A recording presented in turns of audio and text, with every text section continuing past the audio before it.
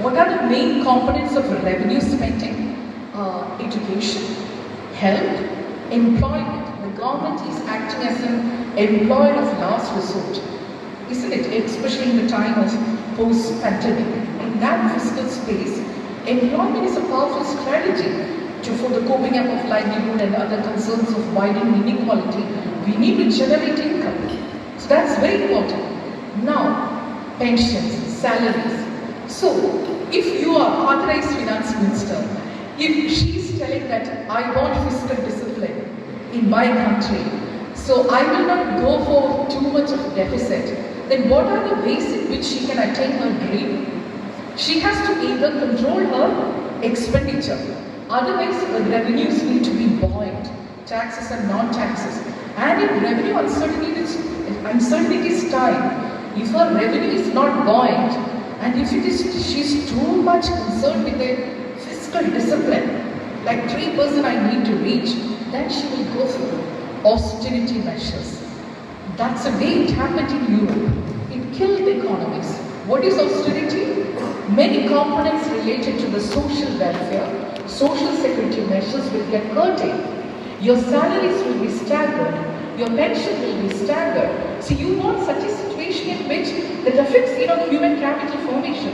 You will cut your health expenditure. You will cut your education expenditure. But if you are fiscally disciplined, yes, she can show a number.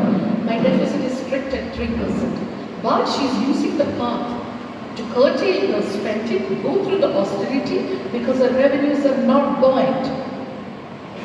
Now the question is, can we afford to have a timely deficit?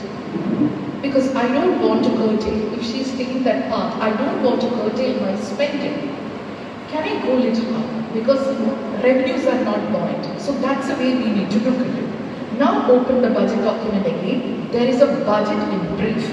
A document is there. Just one table you check. Just one table. That table gives you revenue, expenditure, deficits. Look at that. How finance minister has attained her numbers. Is it by curtailing the spending or is it through revenue buoyancy? You need to check that. So the numbers in India comes in 3 phases. Like finance minister, when she announced a budget, those risk arithmetic will appear as budget estimate. That's a dream. Like taxes she projects. She'll ask the bureaucrats, project taxes for me, like use the buoyancy model and project how much taxes we can collect. Then they announce a number. Then after 1 year, again open the budget document and look at the figures and see whether what she promised that she will collect this much of taxes and this much of non-taxes, did she collect? You have to check.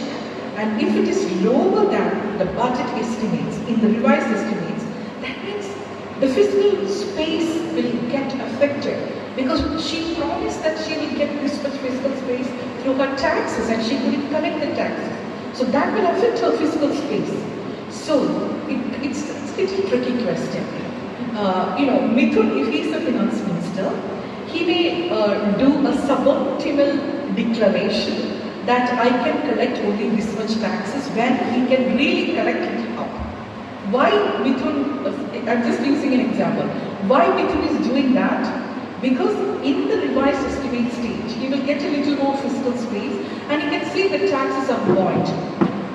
It's like getting recorded or not, I don't know, but this is what has happened in union government.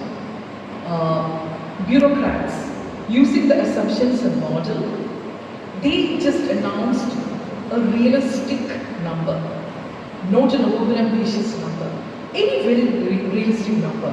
So when the revised estimates came, it was above the budget estimates of what was announced in the budget. So revenues are buoyant, okay? Now what is not built? In the non-taxes, in the capital receipts, more than tax revenue, you have a space to go for asset monetization, disinvest your public sector. There are many ways in which they were trying to generate fiscal proceeds. That was not okay.